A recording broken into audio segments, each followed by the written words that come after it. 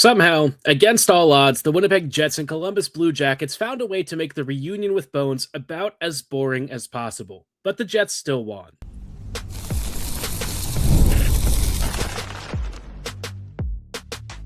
You're Locked On Jets, your daily podcast on the Winnipeg Jets, part of the Locked On Podcast Network, your team every day. Hey friends, and welcome to tonight's episode of Locked On Winnipeg Jets, part of the Locked On Podcast Network, your team every day. I'm your host, Harrison Lee, an avid Winnipeg Jets fan and an online blogger. Thanks for joining us. On today's show, we have a lot to talk about as the Jets beat the Blue Jackets this weekend, seeing old friend Rick Bowness. He came out of retirement, obviously, took over the Blue Jackets. They won a bunch of games, and then things really hit a skid, and they did not improve when the Jets beat them 2-1 this past weekend. But of course, amidst all that, the Jets have their own questions, right? We talked a little bit about Scott Arniel this year, and kind of like Bowness, I have some questions about his longevity with Winnipeg and whether he really is a part of this problem or is he part of the solution? Maybe neither. We'll dive into that. And also, I want to check in briefly on the emerging playoff bracket for the rest of the league. Should be an interesting postseason, although I think a lot of teams at this point are of the mindset that they're not really that hot to trot for the playoffs, but somebody might as well do it. Before we dive in, though, did want to let you know that today's episode is brought to you by Gametime. Download the Gametime app, create an account, and use code LOCKEDON for $20 off your first purchase.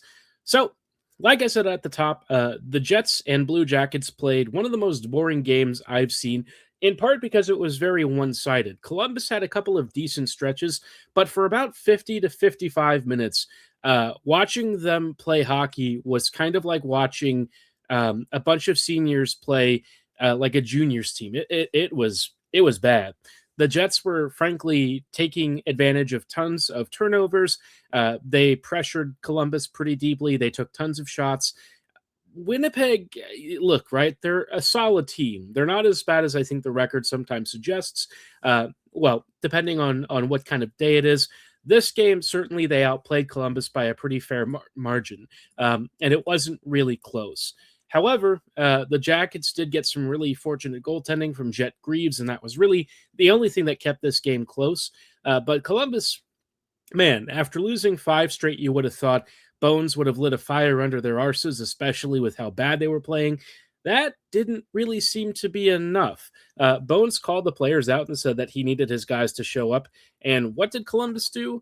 Well, they missed the net a lot. They coughed up the puck in the most vulnerable areas, and the Jets definitely took advantage. It was very sloppy hockey. You had a Kyle Connor goal from Mark Scheifele that really shouldn't have happened off of a bad busted coverage below the goal line. And, Winnipeg didn't really have to do that much to come away with a big win. I think one of the first goals from KFC was off of a really ugly turnover near the slot. And yeah, Columbus just, I don't know, man, they looked terrible. And like the Jets had a relatively easy game. I think the hardest thing for Winnipeg was trying to find the back of the net against a goalie who, for some reason, was really giving the Jets a lot of fits.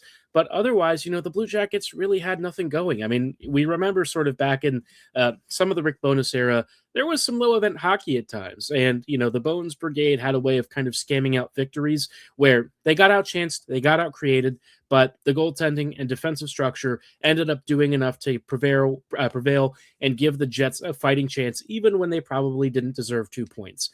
Columbus almost got away with that.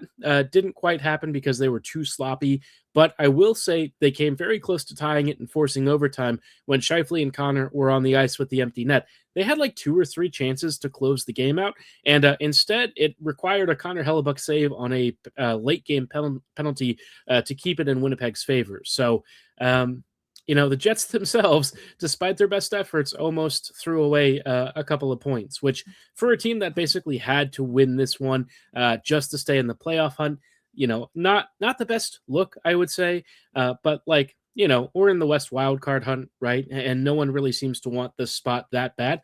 As of right now, Nashville has the second wildcard. They're 3 points up on the Jets. Winnipeg, though, is kind of like 3 points above, like 27th or so in the league. So, obviously between 27th, 28th, and the playoffs, just being a 3-point gap is objectively very funny. Thanks to the Rangers also winning, you have Winnipeg really close to potentially slipping into a major draft pick if they just drop a couple of results. That's how close it is between making the postseason and making a top 5 pick. Really 3 points either way. Crazy that this is how this league has been this year. The Olympic schedule, I think a lot of folks are going to do some post analysis on that and to try and figure out if that really was what made this league look so funky this year. But man, what a strange season it's been, and there's still just a little bit more to go. Obviously, tonight Winnipeg will be taking on the Seattle Kraken. This is a tremendously huge game for both teams.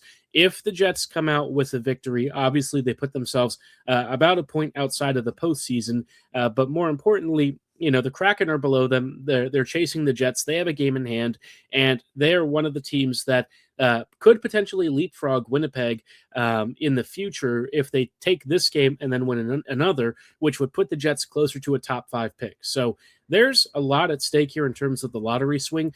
Winnipeg right now is kind of fighting with San Jose, St. Louis, and Seattle for these draft picks.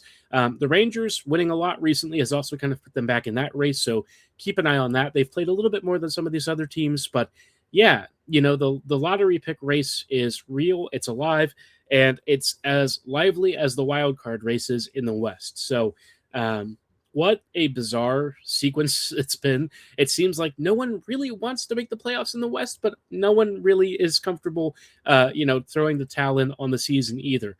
All of these teams have like 32 to 33 wins. They keep hovering around this really mushy middle. It's just very funny to watch. It's been a bizarre season, and despite Winnipeg's own stumbles, they're still right in the mix for a playoff spot. So, yeah, what a fun time to be alive. You look at the East wild card, it's really not much better. We'll talk a little bit more about the playoff seeding there. I'm beginning to think that if the Blue Jackets have 88 points, the Eastern Conference might be really, really fake. So that is something to keep in mind as we start nearing the postseason run and eventually the Cup Finals in a few months. But we still have a bit of a ways to go. The Jets still have about 5 or 6 games left. It is really just the final stretch of the season. I'm honestly ready for the year to probably be over, but I think looking ahead for next season, there's a big question about all of these moving parts and whether the Jets will have enough self-reflection to look at what went right and what went wrong and come up with some potential solutions. My personal feeling is the Jets are not going to figure out why this season went wrong. They might know that the roster construction was not optimal, but I don't know if they understand or are willing to admit that the decision makers that built this team were the problem. So we'll kind of keep an eye on that. But on a related note, obviously, you've got a bit of a coaching question with the Jets, right? I thought earlier this year, Scott Arniel, if things really did continue to go down south like they were for that first half of the season, might Arniel get the door? We've never seen the Jets fire a coach like this, not really since the Noel era. And that kind of left me wondering, right? It's been a very long time. The Jets haven't really fired people in the interim. And so would Arniel be on the hot seat? The answer is no. He's still here. And it seems like the Jets think he's more a part of the future solution than the problem. I want to talk a little bit about that because I do have some mixed feelings, and we'll talk about kind of his tenure so far, all coming right up after the break. There's nothing like being in an NBA arena. The crowd, the energy, the moment. Getting tickets, though, that part has kind of sucked. That's why Gametime has become the go-to app for scoring tickets fast, without the hassle. It puts the advantage back where it belongs, with the fans. I've used Gametime to get Ravens tickets and, most recently, Winnipeg Jets tickets in Colorado. It was super easy, super convenient. I just pulled up the app, and it showed me panoramic seat views for what I was actually paying for. And best of all, they actually showed me some of the best value seats in the whole arena. It's not just a lowest price guarantee, right? They're also going to find you some of the best value based on these seats around and what people are paying for some premium experiences in the rink. It's great. It's convenient. Ticket delivery was super fast on the day of. And I always had the upfront pricing, no hidden charges, no surprise fees, no BS. If you want to be like me and take the guesswork out of buying NBA tickets, download the Gametime app today, create an account, and use code LOCKEDON for $20 off your first purchase. That's code LOCKEDON for $20 off. Download the Gametime app today. And remember, it's gametime.co, not .com. Hey friends, and welcome back to this episode of Locked On Winnipeg Jets, part of the Locked On Podcast Network, your team every day, and now the #1 sports podcast network. I have wanted to talk a little bit about Scott Arniel this season because the Jets have sort of signaled he's coming back next year. Not super shocking. I think the recent turn after the Olympic break sort of saved his job, right? If things had continued to slide and the Jets kept mounting losses, maybe we'd have a conversation again about the coaching position. The Jets traditionally don't fire coaches. They don't really fire anyone as far as we publicly know, but there still had to be at least some conversation and perhaps a little bit of concern from Scott on, his tenure here, especially with the first half of the season. Those questions have sort of abated, and it seems like the Jets intend to come back with him next year, which not really super shocking, like I mentioned earlier. The Jets don't want a lot of dead money on the books, and they hate paying multiple coaches at the same time. They just don't do it. I also think they like Scott, right? He's kind of a homegrown talent, if you will, a guy coming back, having played for the team and now is coaching them. They sort of like that stuff. And Scott himself, I think, is willing to put up with some of the nonsense that the team has put in front of him because this is really his shot at redemption. He's a President's Trophy winning coach. He had a great season last year. He's got another year after this season. He doesn't want to let an aberration of a season really impact his view on this job. But, I come at this from as objective perspective as I possibly can, coming from a fan, and I'm not real sure that Arniel is the guy going forward for me. I think he's been okay, and I think if I were to rank him in like the entire NHL, he's probably a top 10 coach in the league, right? I think he generally has the right idea. There's a couple of things that I've really liked from him. Sometimes he's come up with some really good lines past the top line where you have Isak, Roseanne, Lambert, and Barron together. I think that trio was fun. A little annoyed that we don't see it more often, but whatever, it is what it is. We've also seen him really embrace Cole Perfetti and give him more and more ice time. But, on the flip side, you also have these deployments where you see depth players like Hayden Fleury have the worst games possible and somehow keep getting ice time over guys like Ville Heinola. Now, I know organizationally, because Fleury's got term on his deal, that's probably the deciding factor as to why he's playing. But you look at the Jets defense, you look at how often they try to use Logan Stanley and Luke Shen, and I just think they like these big guys. They think that those dudes are capable of being really solid defensemen, and the reality has been quite different. You probably noticed that the Jets started winning more games after we didn't have Stanley and Shen on the third pairing. And already we're seeing from the Sabres fans, they're not particularly happy with Logan.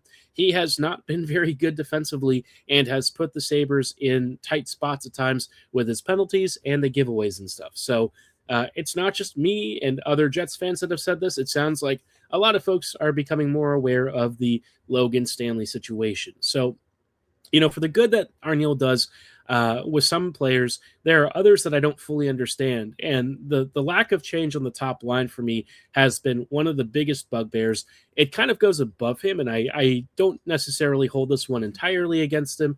But for a coach that has talked about accountability and stuff, the fact that the top line still gets to play together, despite not really being a true top line in the usual sense, I think that is a particular organizational problem that I don't expect Arniel to try and fix. But like Bowness came in here and stripped Wheeler of the captaincy, reformatted the whole locker room, changed everything around, and he actually had a really sizable organizational impact.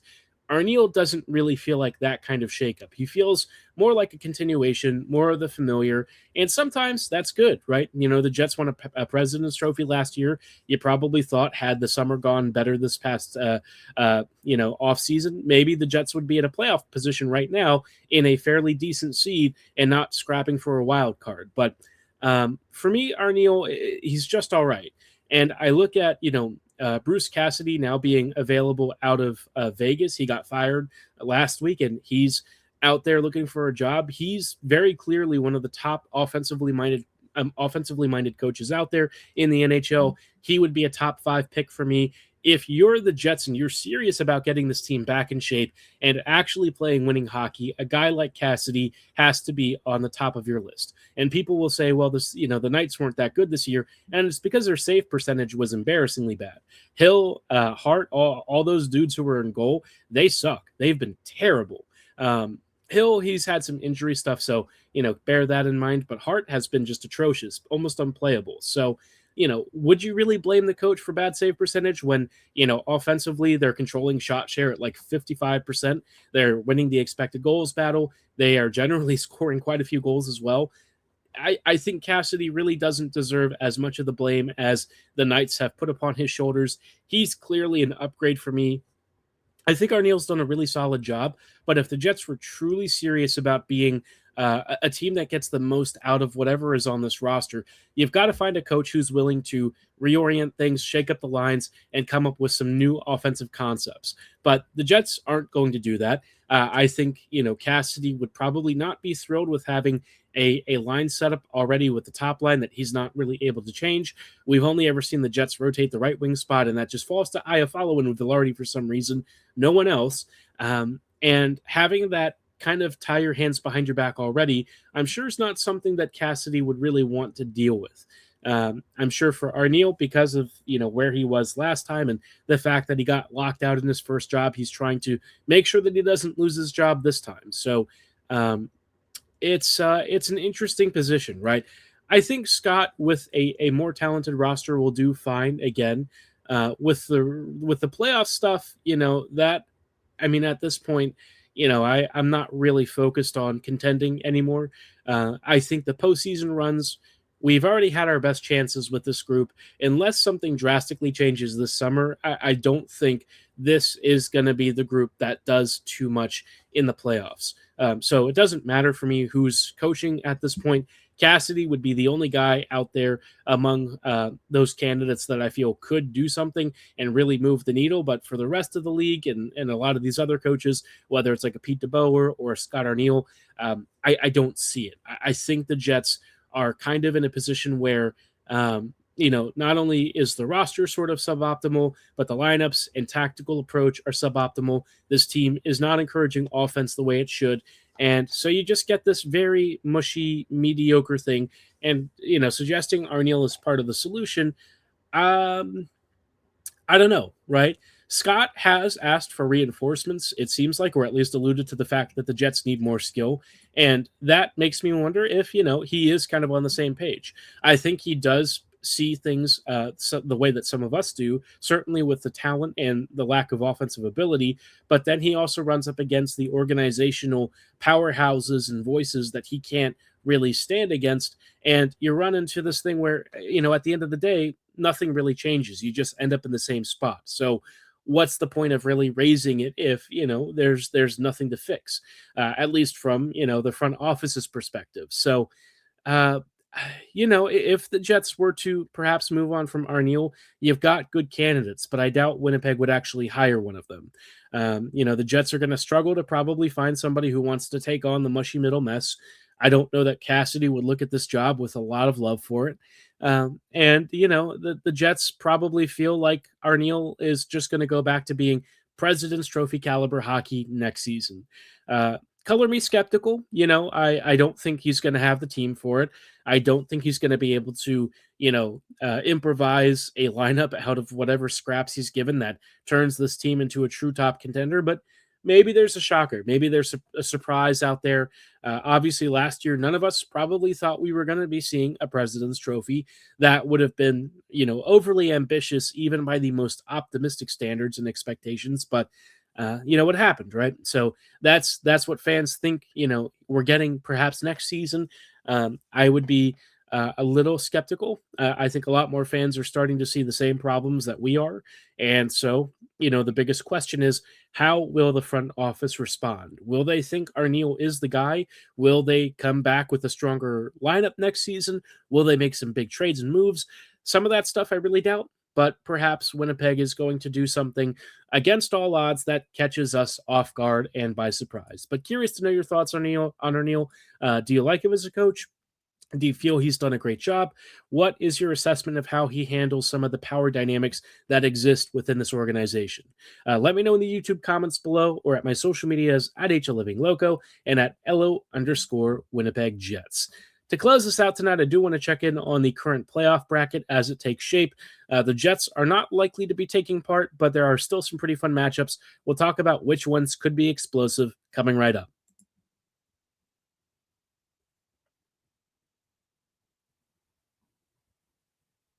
Hey, friends, and welcome back to this episode of Locked On Winnipeg Jets, part of the Locked On Podcast Network, your team every day, and now the #1 sports podcast network. Thanks for rejoining us as we're wrapping up with some thoughts about some of the emerging playoff matchups that we're starting to see. Obviously, nothing is set in stone yet. All the way to the end of the season, I imagine the wildcard races in both conferences are going to keep going back and forth. It just seems like no one has a particularly great handle, especially on those second wildcard spots. And even within the divisions, you have a lot of teams still trying to jockey for position. Starting off in the East, we've got the Atlantic, and right now, as it stands, Tampa Bay would be taking on the Boston Bruins in that first wild card, and then Buffalo and Montreal would be playing one another. It's really tight. Only 2 points separate first and third in this division.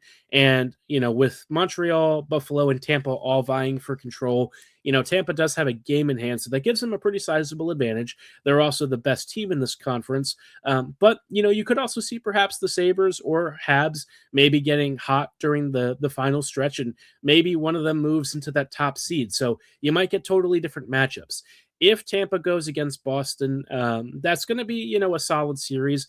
The Bruins have generally been reasonably stingy, but still conceded quite a few goals. The offense has been surprising, in part because Geeky has been just a heck of a find for that team.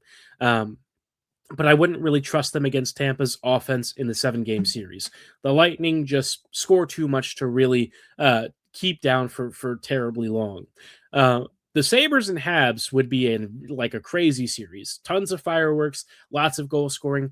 Montreal, sneakily a real threatening team. Defensively, they're not the best, and they do concede quite a few goals, but they have an offense that's very potent. And against the Sabres team that has also sort of found itself really firing on all cylinders around the right time of the season to do so, that could be a real coin flip of a series. The Habs and Sabres are both very sneaky teams. Montreal, I think, has gone a little more under the radar because the Sabres have sort of stolen the limelight a bit, but that series could be a ton of fun. I'd be totally down to watch Montreal versus Buffalo. Not something I thought I'd be saying in 2026, but here we are. In the Metro, you've got Carolina taking on the second wild card in Ottawa. The Senators, I just don't fully understand what's going on with them this year. They're all over the place. They've got locker room drama. They're in a playoff spot, so maybe they can squeeze in, but that team just feels like it is about one step away from some public PR disaster that really embarrasses everyone. They're just all over the place. Who even knows what's going to happen with them?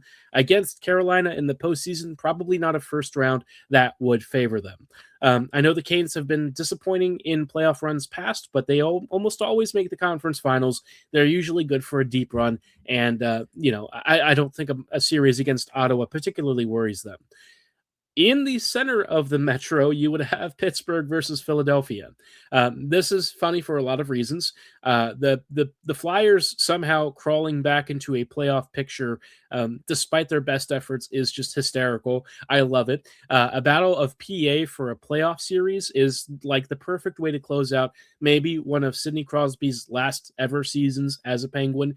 Could you imagine having, the Broad Street Bullies versus the Penguins for one final playoff series before maybe Crosby hightails it out and retires?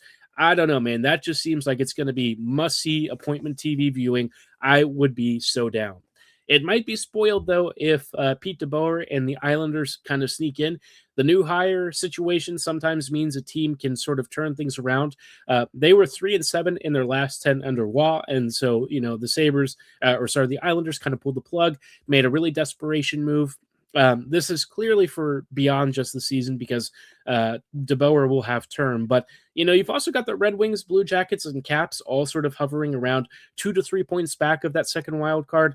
There is a lot of time left for one of these teams to do something crazy and maybe sneak in. So None of those series I just mentioned are dead on locks, but should be a very, very fascinating stretch of games if those brackets do hold. On the Western side, you've got Colorado taking on Nashville, which feels like David versus Goliath. Anyone going against the Avs probably has a lot of reason to feel like they are on the short end of the stick. Not a lot to be said there. Nashville's only chance is if Saros goes crazy and their veteran lineup somehow parlays their recent regular season success into a couple of close games to put some real pressure on the Avs. But that doesn't feel likely. Then you've got Dallas and Minnesota. Minnesota, I continue to be skeptical of. I know the Stars haven't been winning as many games lately, but we sort of know the Stars in the postseason tend to be pretty strong contenders. They're an annoying team, and Minnesota, just for me, doesn't have the depth to swing it against, like a Dallas team in the playoffs. I know that they have a lot of similar statistical profiles in some ways, but if you actually look at the lineups themselves, I just think the Stars' depth is that much better, enough to make a real difference. In the Pacific, you've got Anaheim versus Vegas. Sure, I guess. I mean, Vegas is just kind of like mid at this point. I can't really see them, especially after firing Cassidy, having the best postseason run. But the Ducks are very loose. They're not exactly the most defensively attuned team. And Torts hockey with Vegas maybe gets the job done. I honestly don't think that series is going to be that great, but maybe I'm mistaken. Maybe I'm underselling it. Edmonton, Utah could be fascinating. The Mammoth have this ability to either look like Stanley Cup contenders or like the worst team you've ever watched, and it just seems to swing back and forth constantly. Overall, their actual team record is very solid. They play really fun hockey. They were one of my sleeper picks for this year's postseason picture, but they seemingly struggle with some injuries and consistency. So Utah versus Edmonton, I think that favors the Mammoth. McDavid and the Oilers are kind of just sort of winding down. I just don't think Edmonton has enough to sort of get over the numerous defensive issues, the goaltending woes, and some of the team issues that have plagued them for years. I know that they're 7-3 in their last 10, but in the playoffs, that holds a lot less weight. In the hunt, obviously, you've got LA, San Jose, St. Louis, and Winnipeg looking at a wild card spot. If the Kings make it, I don't think it really changes the math. They're just going to get plastered by the Avs too. Maybe they force overtime every game like they've done this season already, but yeah, probably not going to go great for either of them or San Jose or St. Louis. All these teams would basically just be lining up for the firing squad, but we're going to be rooting for them to win games because it helps out the Jets with their own draft positions. So, this year's playoffs is just going to be messy, is what I can say. If the Avs get knocked out early, all bets are off. So keep an eye on that. Keep your brackets open. And maybe this could be one of the most surprising Stanley Cup playoffs we've seen in some time. But let me know your predictions for some of these matchups. Which teams do you think might get into the bracket and upset the whole picture? Which teams are your spoilers? Let me know in the YouTube comments below or at my social medias at HLivingLoco and at LO_Winnipeg Jets on Twitter. For tonight's episode, though, that's going to be all the time that we have. I thank you so much for listening and making Locked On Jets your first listen of the day. We will see you back here tomorrow with even more Jets coverage and a recap of Winnipeg versus Seattle. So see you then. Have a great night. And as always, go Jets, go.